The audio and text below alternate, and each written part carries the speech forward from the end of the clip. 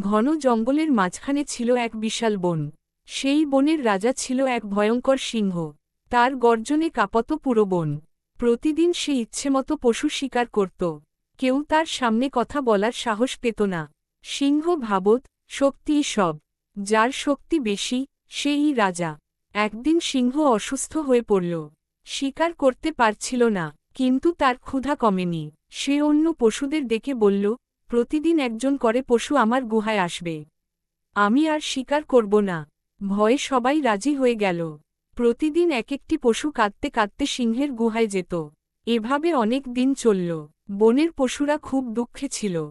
তারা বুঝতে পারছিল, এভাবে চললে একদিন বন ফাঁকা হয়ে যাবে। তখন এক ছোট্ট খরগোশ সামনে এগিয়ে এল। সে বলল, আমি কাল সিংহের কাছে যাব। সবাই অবাক হল, এত ছোট খরগোশ কি করবে?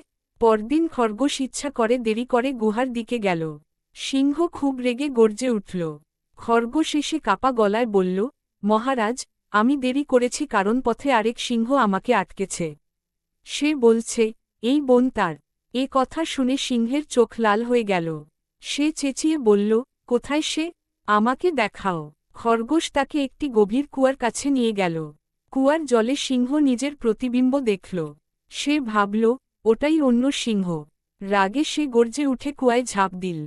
গভীর কুয়ায় পড়ে সে আর উঠতে পারল না। বন বাঁচল। পশুরা আনন্দে খরগোশকে ধন্যবাদ দিল। সবাই বুঝল, শুধু শক্তি নয়, বুদ্ধিই আসল শক্তি।